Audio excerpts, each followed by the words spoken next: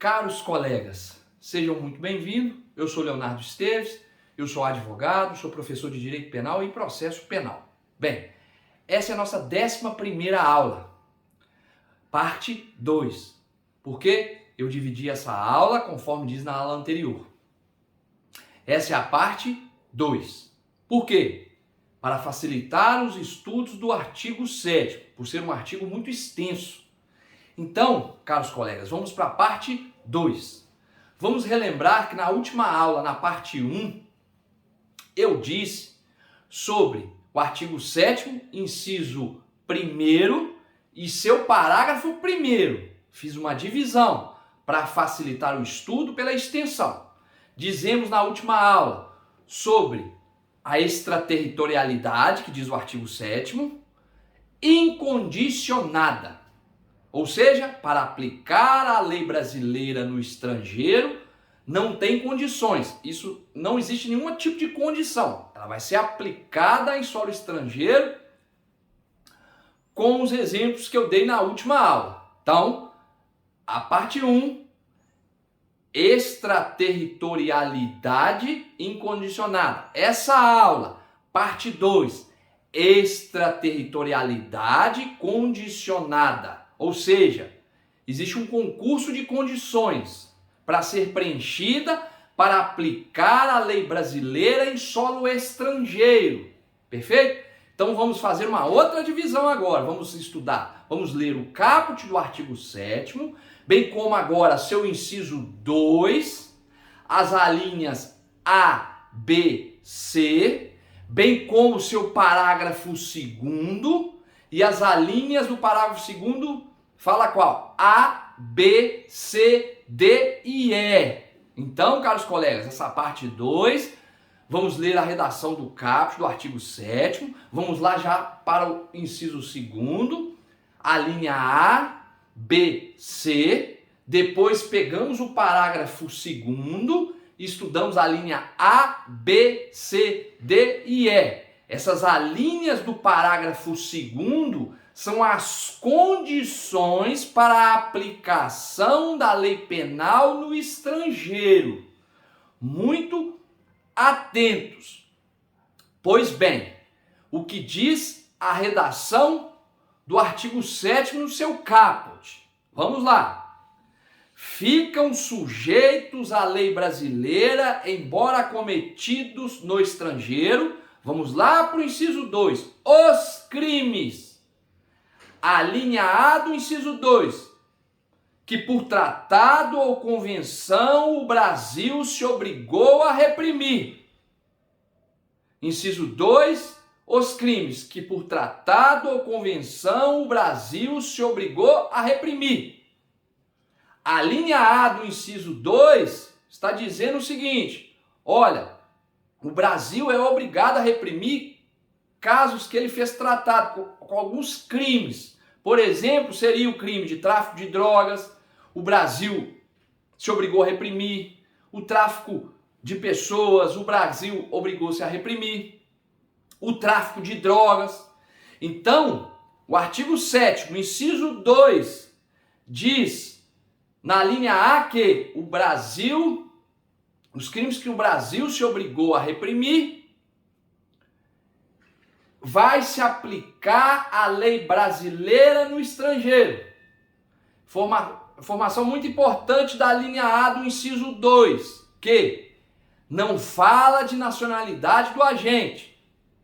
Pode ser qualquer nacionalidade. Muito atento. A linha A do inciso 2. Ou seja, o Brasil, como disse, se obrigou a reprimir o tráfico de drogas, de armas e o tráfico humano. Um sujeito, então, comete um crime de tráfico de droga, de tráfico humano e tráfico de armas, por exemplo, na Espanha. Independente da sua nacionalidade, esse sujeito, depois de cometido o crime, a polícia descobre, foge para o Brasil. O que o inciso 2 da linha A está dizendo? Que vai se aplicar a lei brasileira a esse sujeito, mesmo não sendo brasileiro, sendo um estrangeiro. Por quê? Porque a linha A diz que o tráfico de drogas o Brasil se obrigou a reprimir. Claro, caros colegas, que aí tem que se observar o parágrafo 2º do artigo 7º para ver se esse estrangeiro que entrou em território brasileiro vai preencher os requisitos necessários do parágrafo 2º, bem como todas as alíneas, porque o parágrafo 2º diz que tem que ter um concurso. Esse concurso que ele quer dizer que todas as alíneas, desde a A e a E, A, B, C, D e E, tem que ser preenchida para a lei brasileira ser aplicado a ele no Brasil. Tá vendo que houve condições que foram impostas pelo parágrafo 2º? Ou seja, você é estrangeiro, cometeu crime de tráfico de droga, a polícia já está atrás de você, enfim. Você vem para o Brasil, se você preencher os requisitos do parágrafo 2º, desde as suas alíneas A, B, C, D e E, você vai ser aplicada a esse agente, a esse sujeito que está em território brasileiro, a legislação brasileira.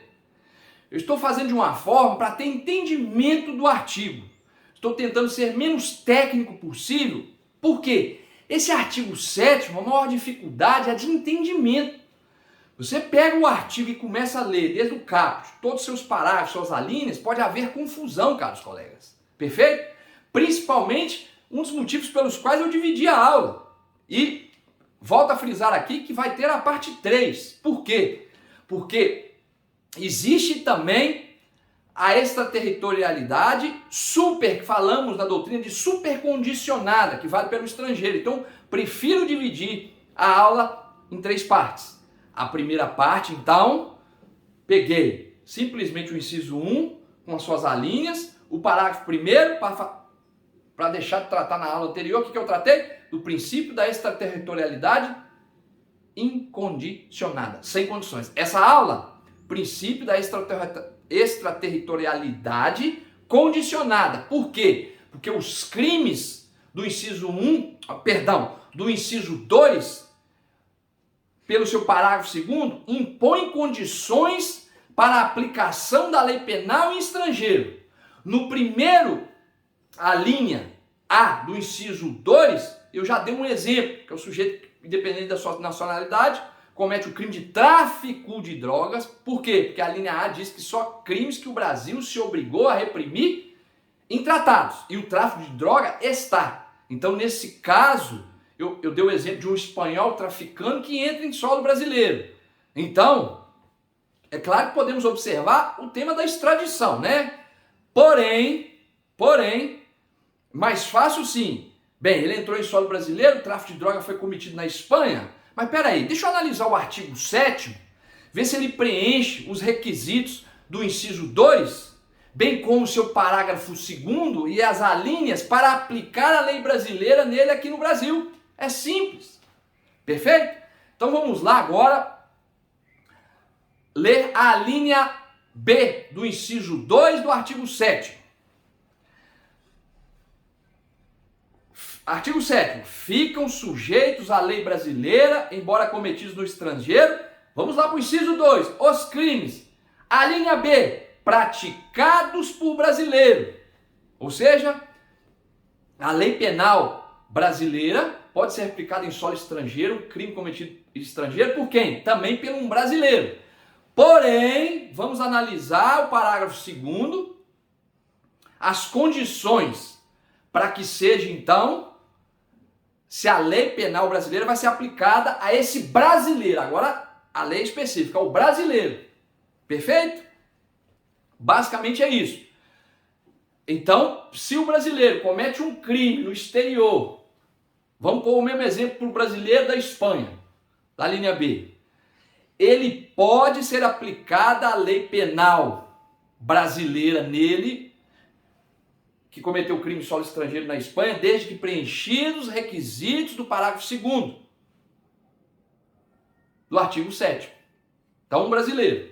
Vale, então, o inciso 2, primeira coisa que eu citei na linha A, um estrangeiro qualquer, desde que o crime esteja o Brasil seja obrigado a reprimir, eu dei o exemplo do tráfico de droga. Na linha B, aí já só por brasileiro, qualquer crime cometido por brasileiro, desde que preencha os requisitos do parágrafo 2º. Muito simples. Bem, vamos lá então para a leitura do alínea C. Artigo 7º, inciso 2, alínea C. Artigo 7º. Ficam sujeitos à lei brasileira, embora cometidos no estrangeiro. Inciso 2.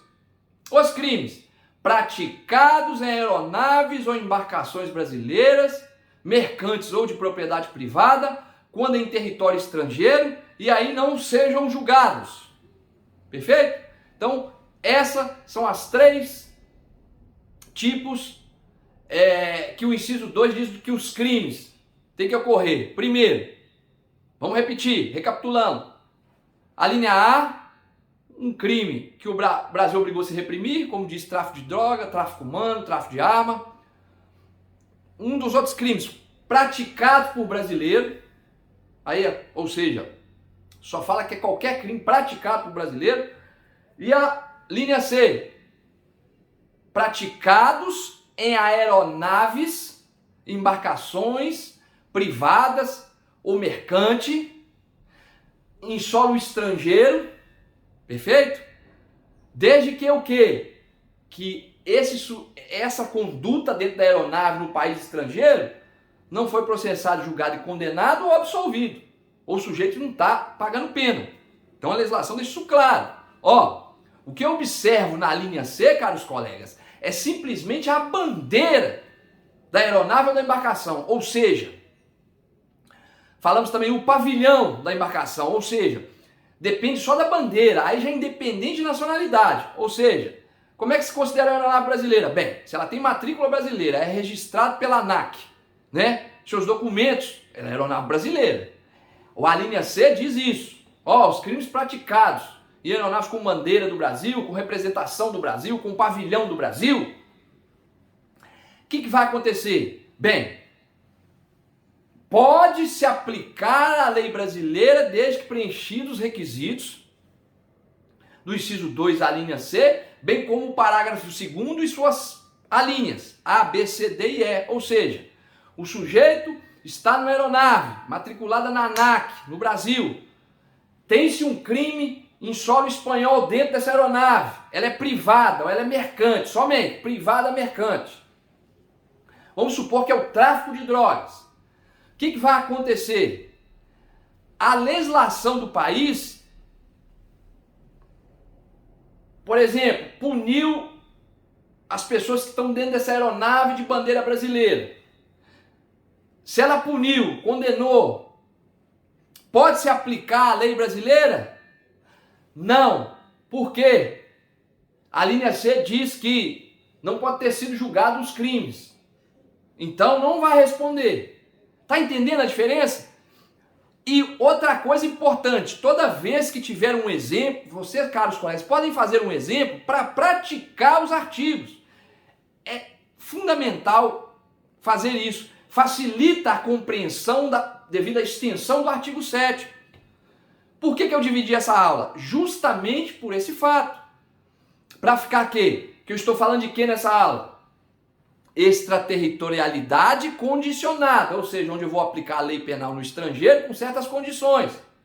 Me fala os crimes, o inciso 2 me fala os crimes, o inciso 2, a linha A, B, C fala os crimes, e o parágrafo 2º me dá as condições para aplicar. Agora, vamos estudar o parágrafo 2º, bem como as suas alíneas. Para quê? Para ver se preenche os requisitos necessários para a lei brasileira ser aplicado no caso do inciso 2º. Muito simples. Vamos à redação. Parágrafo 2º. Nos casos do inciso 2, a aplicação da lei brasileira depende do concurso das seguintes condições. O que diz?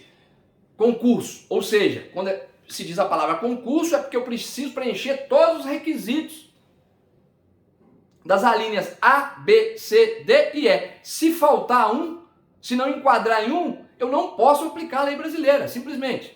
Vamos ler o primeiro. A linha A, do parágrafo 2º. entrar o agente no território nacional. Olha como é que é fácil, caros colegas. Se você tem lá um crime, os crimes do inciso 2, o que você tem que observar? Se o sujeito entrou no território nacional. Então, se ele entrou no território nacional, ele preenche o primeiro requisito. Tem que estar em território nacional. Está condicionando a aplicação da lei penal no estrangeiro, esse sujeito entrar em território nacional. Simples. Vamos lá. A linha B do parágrafo 2º. Ser o fato punível também no país que foi praticado. Olha que a linha B nos dá a segunda condição.